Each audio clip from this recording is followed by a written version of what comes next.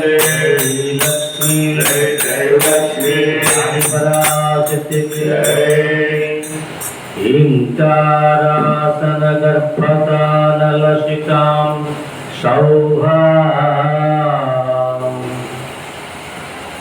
क्लीं कलां बिभ्रतिं सवर्णां वरदारिणी वरसुधादौत्यां त्रिनेत्रोज्ज्वलां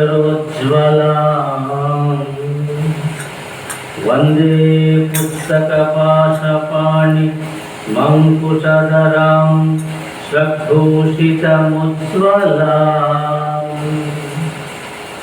त्वां गौरी त्रिपुरां परात्परकणां श्रीचक्रसञ्चारिणी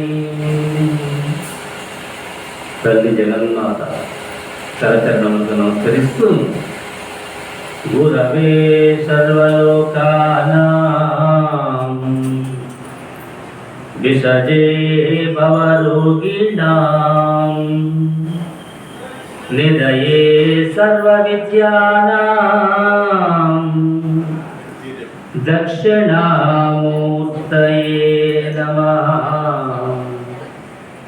దక్షిణామూర్తయే నమః శ్రీ త్రినాథ్ గురుభ్యో నమః. హిందూ సనాతన ధర్మంలో గురువులు, అందులో మన గురుదేవులైనటువంటి శ్రీ శ్రీ త్రినాథ్ గురూజీ గారి కరచరణములకు నమస్కరిస్తూ కార్యక్రమంలోకి వెళదామమ్మ.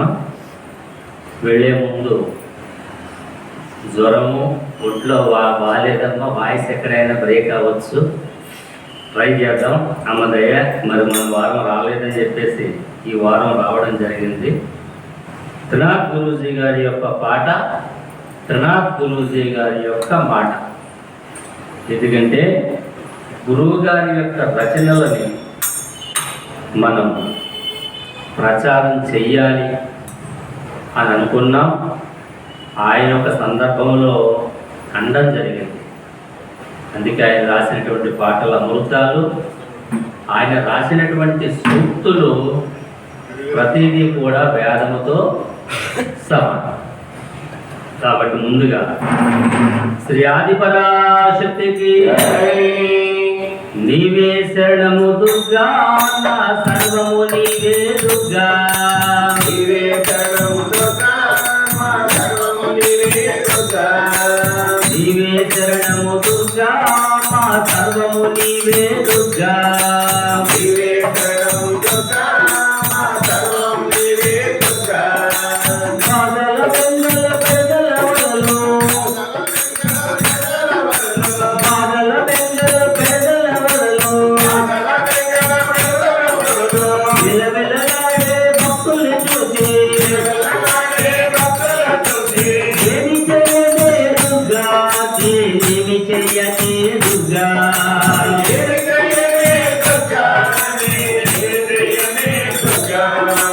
నీవే శరణము దుర్గా, నీవే శరణము దుర్గా. నీవే శరణము దుర్గా, నీవే శరణము దుర్గా. ప్రభువు చేసిన పాప కృత్యము, ప్రభువు చేసిన పాప కృత్యము, ప్రభువు చేసిన పాప కృత్యము, ప్రభువు చేసిన పాప కృత్యము. అనుభవమున మహాఘోరము, అనుభవమున మహాఘోరము. పూర్వజన్మకు విధిలసము, పూర్వజన్మకు విధిలసము. మన్నించవమ్మ ఇతని వారం, మన్నించవమ్మ ఇతని వారం, మన్నించవమ్మ ఇతని వారం, మన్నించవమ్మ ఇతని వారం. నీవే శరణము దుర్గా, నా సర్వము నీవే దుర్గా. నీవే శరణము దుర్గా, నా సర్వము నీవే దుర్గా. జన్మ జన్మల బాధల పొంద, జన్మ జన్మల బాధల పొంద, జన్మ జన్మల బాధల పొంద, జన్మ జన్మల బాధల పొంద. గురుదేవ అంటూ వస్తే అంత, గురుదేవ అంటూ వస్తే అంత. తల్లి నీ శక్తి కొంత,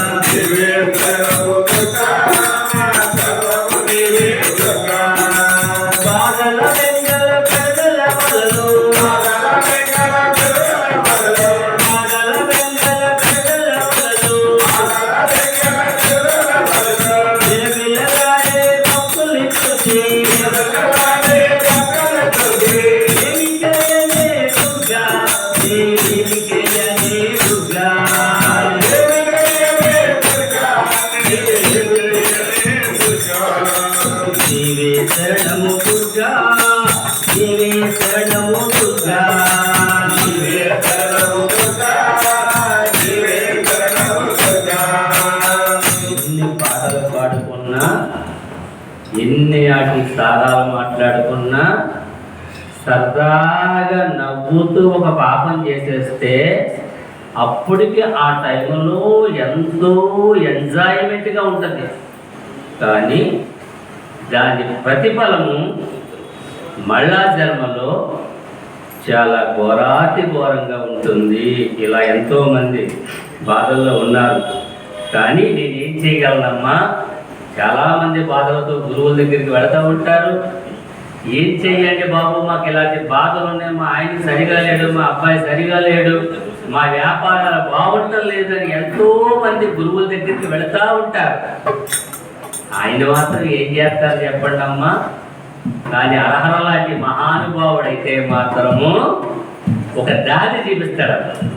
దారులు ఉన్నాయి, అనేకమైన దారులు ఉన్నాయి. తెలియాలి కదా, దారి చూపించాలంటే తెలియాలి కదా.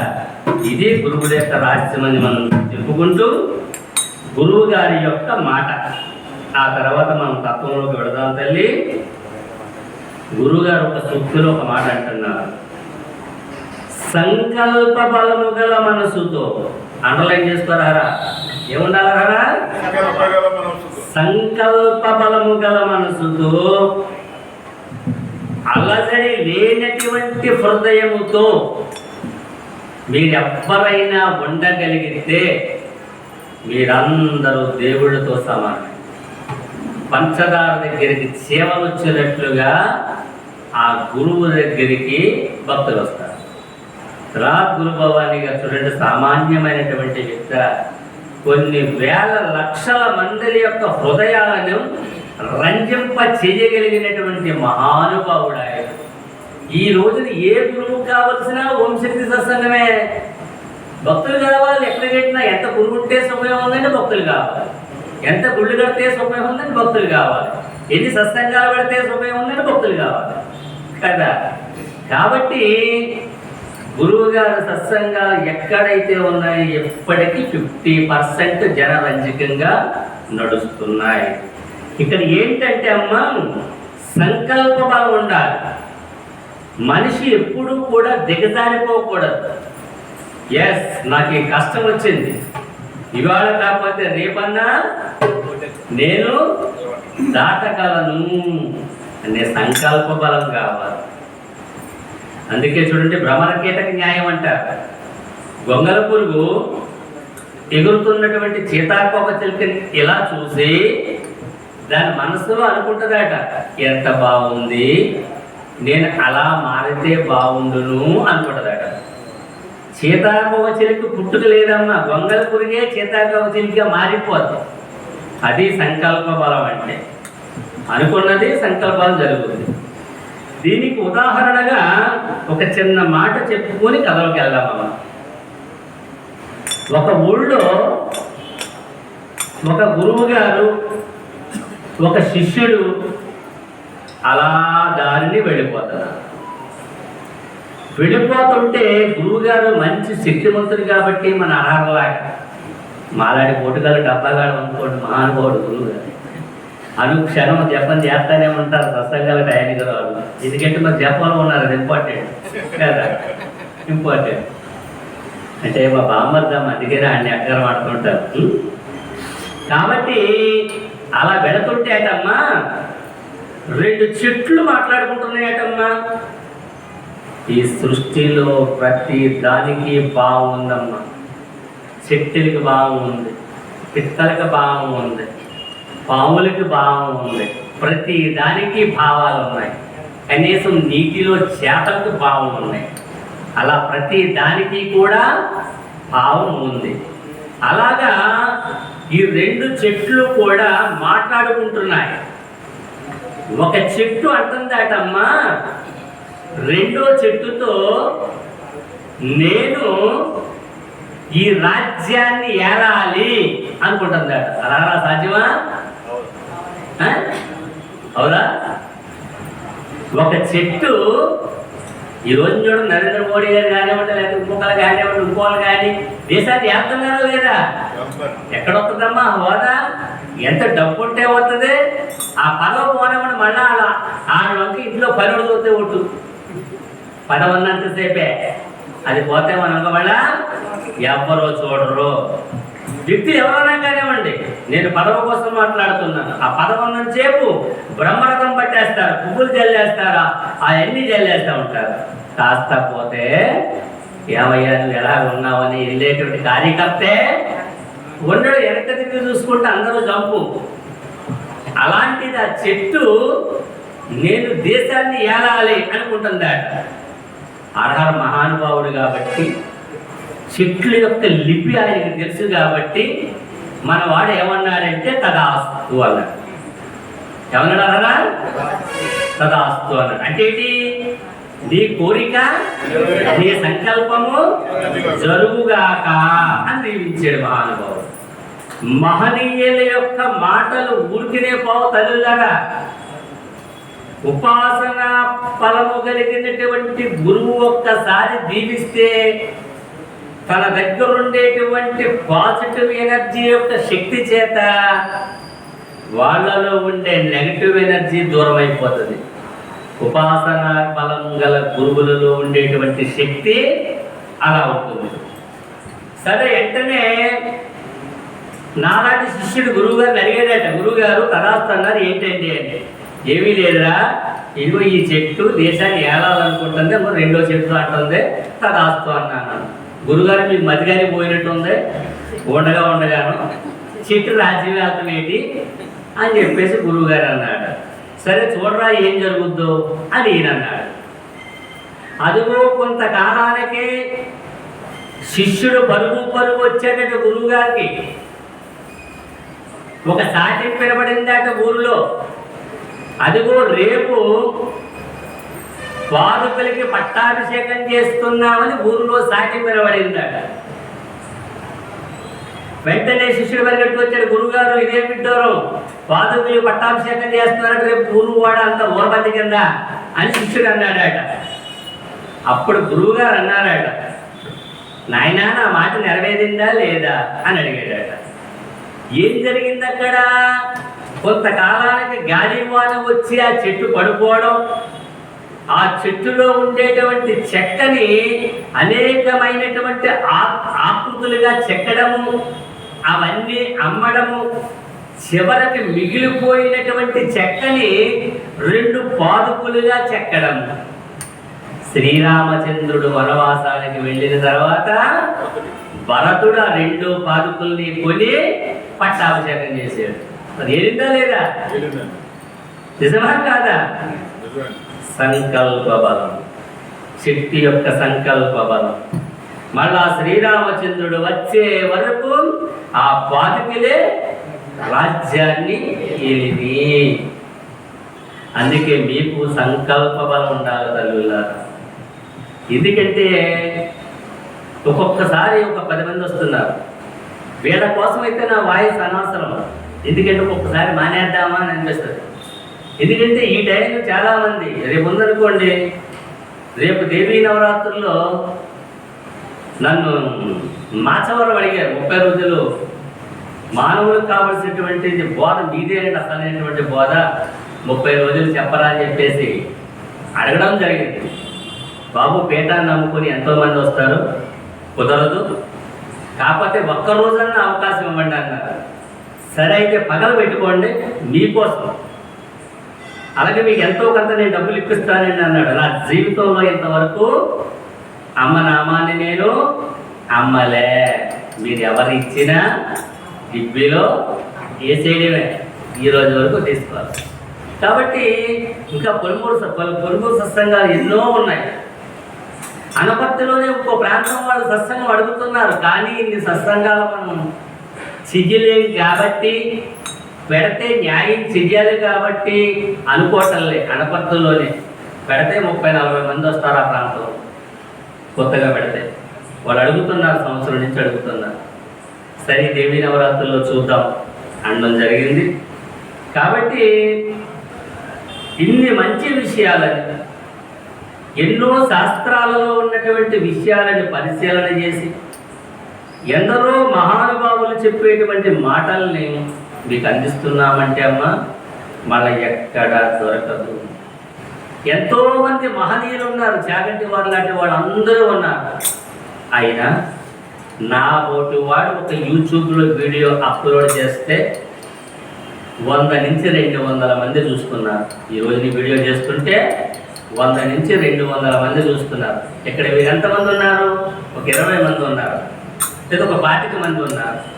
కానీ ఈ వీడియోని చూసేటువంటి వాళ్ళు నా అభిమానులు, సత్సంగ సభ్యులు, అధినేతలు, ఎక్కడెక్కడో మాల వేసుకొచ్చిన ప్రతి వాళ్ళు కూడా సబ్స్క్రైబ్ చేసుకొని వాళ్ళ వారం కూడా నేను వాళ్ళ దగ్గర ఉన్నట్టుగానే భావన చేస్తున్న కార్యక్రమాలు చూస్తున్నారు. కాబట్టి ప్రతి ఒక్కళ్ళు కూడా సత్సంగానికి విడిచిపెట్టకుండా రండి అని మిమ్మల్ని కోరుకుంటూ, చివరిగా మన వారం ఏం చెప్పుకున్నామమ్మా అంటే మొన్న కాదు, అంతకు ముందు వారం మనం తత్వం మీద మొదలెట్టుకున్నాం. తత్వం అంటే ఏంటి? దేవుడికో చరిత్ర ఉంది, దేవుడి కోసం చెప్పుకుంటే వాళ్ళ చరిత్ర. మరి మన కోసం మనం తెలుసుకోవడమే తత్వం. మరి మన కోసం మనం తెలియడానికి ఎవరైనా ప్రయత్నం చేస్తున్నారా? ఎక్కడో కనపడినటువంటి దేవుడి కోసం పరుగులు పెడుతున్నారు తప్ప ఆ దేవుడిని పట్టుకోవాలంటే ఎలా పట్టుకోవాలి? ఆయన్ని పట్టుకోవాలంటే ఫస్ట్ మన కోసం మనకు తెలియాలి. ఇది మనం మాట్లాడుకుంటున్నాం. అలాగే మొన్న వారం మనం ఏం మాట్లాడుకున్నామంటే అమ్మా, మన జన్మకి కారణం ఏంటి, మనం ఎక్కడి నుంచి వచ్చాం, తిరిగి ఎక్కడికి వెళుతున్నాం అనేటువంటి ఒక మాటను మనం మాట్లాడుకున్నాం. ఎందుకని దేవుడి దగ్గర నుంచి మనం వచ్చి 80 లక్షల జీవరాశులుగా మనం ఉండి, అందులో ఒక మానవ జన్మ ఎత్తి మానవుడిగా ఉండి, అదిగో రెండో పక్కన పూర్వజన్మలో ఉండేటువంటి మనం చేసినటువంటి పాప పుణ్య కర్మలు సిద్ధంగా ఉన్నాయి. ఈ మయాన్ని మనం కొత్త కర్మలు చేస్తూ ఈ పాత కర్మలు రెడీగా ఉంటే మన కోసం, ఒకవేళ వాటి దగ్గరికి మనం వెళ్ళి ఎక్కడో అర్హలాంటి మహానుభావుడు చెప్పేటువంటి మాటలు మీ హృదయం స్పందించి ఇలా వెళితే ఈ కర్మలు అనేటువంటి పూర్వజన్మ బాధల్ని ప్రతి ఒక్క మనిషి కూడా అనుభవిస్తూ, ఓహో నా ప్లేస్ ఇది కాదన్నమాట, ఇదిగో నేను దేవుడి దగ్గర నుంచి వచ్చాను కాబట్టి నేను దేవుడి దగ్గరికి వెళ్ళిపోవాలి అని అనుకునే లోపులో ఈ కర్మలకి ఈ దేవుడికి మయాన్ని మాయ అనేటువంటి ఒక ఎగ్జామ్. అందుకే అంటారా మాయలో సన్నాసులారా దేవుడి దగ్గరికి అంత సులువుగా వెళ్ళిపోతారేటరా, నన్ను నెగ్గాలి కదా అంటది. పాపం మీరందరికీ సత్సంగానికి రావాలని వస్తుంది, లక్షవారం ఉంటుంది. ఈ మాయ ఏం చేస్తుంది? అర్జెంటుగా రాజకీయ నాయకుల మీటింగ్ ఉంది, సత్సంగం రోజు ఉండేదే కదా, మనం ఆ రోజుని మీటింగ్కి వెళ్ళిపోతాం.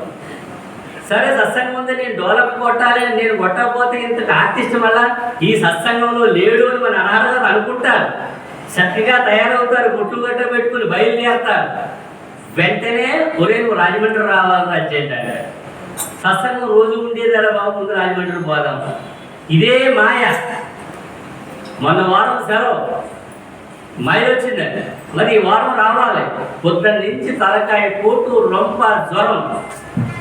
ఇంట్లో రావడానికి ఏం వెళ్తారులేండి అంత, కానీ వెళ్ళాలి. 2 వారాలు గ్యాప్ వచ్చేస్తుందండి. మన సంకల్ప బలం బలంగా ఉన్నప్పుడు మాయ వల్లే టచ్ కూడా చేయలేదు, ఆ స్థితికి వెళ్ళాలి. ఇది మనం చెప్పుకున్నాం. ఈ వారం మనం ఏం చెప్పుకుంటున్నామంటే అమ్మా, మన జన్మలకి కారణము ఇదిగో ఇక్కడ రెడీగా ఉండేటువంటి కర్మలను అనుభవించడానికి మనం జన్మెత్తాం. ఈ పాయింట్లో ఉండేటువంటి కర్మలే లేకపోతే నీకు జన్మే లేదు. నా నువ్వు పుట్టావు, ఇంపాసిబుల్, అవసరమే లేదు నువ్వు పుట్టవలసిన అవసరం. కానీ నీ బ్యాలెన్స్ ఉండిపోయింది కర్మల రూపంలో. పోనీ కర్మలు అనుభవిద్దామని నువ్వు అనుకుంటున్నావా? ఒక గురు జ్ఞానం లేక ఈ జన్మలో ఇంకా పాపకర్మలు పుణ్యకర్మలు ఇప్పటికే మనం ఎన్నో చేసేసాం. ఇప్పుడు ఈ కర్మలు ప్లస్ పాత కర్మలు 2 కలిపితే అర్హరా? ఎంత అనుభవించాలి, జీవితం సరిపోద్దామా? అందుకే చూడండి, ఫస్ట్ కర్మ ఆగామిక అనేటువంటి కర్మ. మనం ఎక్కడ తప్పు చేస్తున్నాం గుర్తుపెట్టుకోండి. మొదటి కర్మ ఆగామిక అనేటువంటి కర్మ. ఇదిగో మానవ జన్మ ఎత్తిన తర్వాత ఊహ తెలిసిన దగ్గర నుంచి మనం చచ్చిపోయేదాకా మనం చేసేటువంటి మంచి కర్మలు చెడ్డ కర్మలు అవి డిపాజిట్ అయిపోతూనే ఉంటాయి.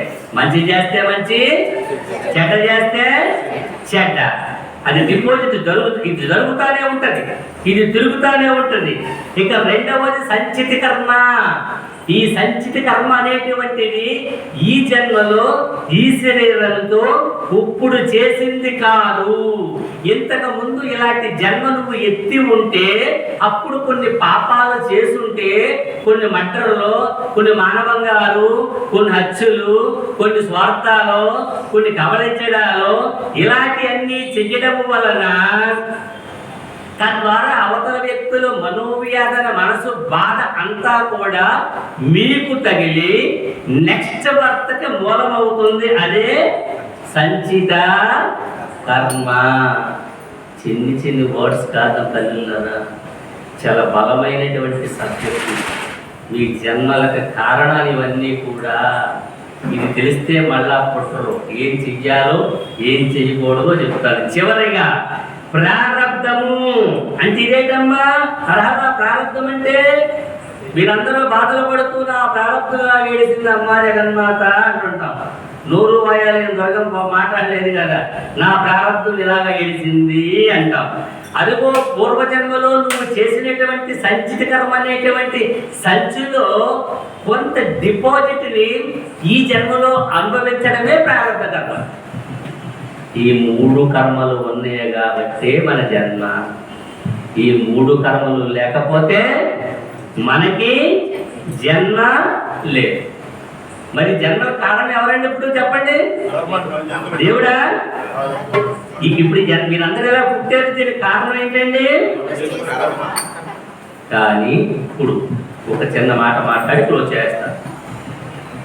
ఇప్పుడు ఈ జన్మలో మీరు పుట్టారు కాబట్టి ఇప్పుడు మీరు తెలుసుకోవలసినటువంటి పరమ రహస్యం చెప్తాను వినండి. మీరు ఏ కేటగిరీకి చెందారో నేను చెప్పిన తర్వాత మిమ్మల్ని అడుగుతాను, మీరే చెప్పాలి. ఎందుకంటే మీకు తెలుసు కదా ఎంత పుణ్యం చేశారో, ఎంత పాపం చేశారో, ఎంత చెడ్డ చేశారో. పాపం చేయమంటే ఎవరో చెప్పరు అనుకోండి, కనీసం పుణ్యమైనా చెప్పాలి కదా. అమ్మ మీ భక్తుల్లో మొదట కొంతమందిని భక్తులు అంటారు. అయ్య బాబోయ్ నాగిరెడ్డి గారా మహాభక్తుడండి, భక్తుడండి అంటారు. అంటారమ్మా? ఒక నేమ్ భక్తుడు అంటే మానవ జన్మ ఎత్తిన తర్వాత భగవంతుడు ఉన్నాడు అని మన నమ్మకం కలిగి మనం ఫస్ట్ భక్తులుగా మారతాం. ఈ భక్తుల యొక్క కేటగిరీ ఎంతో తెలుసమ్మా? ఈ భక్తి అనేటువంటిది వాడు సంసారంలో 75% పెడతాడు, అమ్మవారి దగ్గర 25% పెడతాడు. అంటే ఎక్కువ శాతం ఎక్కడ పెట్టాడమ్మా?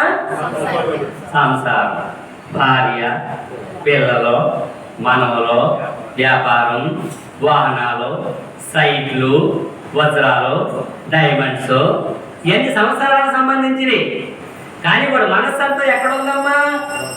75% బాహ్యముఖంగానే ఉంది. గుర్తుపెట్టుకోండి. 25% మాత్రమే అమ్మవారికి ఇచ్చాడు వాడు. ఎప్పుడో వారానికి ఒకసారి వస్తున్నాడు, అమ్మ తల్లి జగన్మాత లక్ష్మీవారం సత్సంగానికి వచ్చానమ్మ నీ దయవల్ల అనుకుంటున్నాడు. వీళ్ళని భక్తులు అంటారు. రెండవ కేటగిరీ అన్నారా? మహాభక్తులు. మహాభక్తులు ఉన్నారా నాయనండి? ఉన్నారు. వీళ్ళు ఏం చేస్తారండి? సంసారానికి 70% ఇస్తారు, అమ్మవారికి ఒక 30% ఇస్తారు. అంటే వీళ్ళకన్నా వీళ్ళు బెటరే కదా? బెటరే. కాబట్టి మూడో వాడు జ్ఞానులు. త్రినాథ్ గురుభవానీ గారి లాంటి ఒక వ్యక్తి రావడం, ఎన్నో విషయాలు జీవితానికి సంబంధించినటువంటి విషయాలను మనము తెలుసుకోవడము, ఆ తెలుసుకుని ఆచరించడము. వీళ్ళు ఏం చేస్తున్నారమ్మా?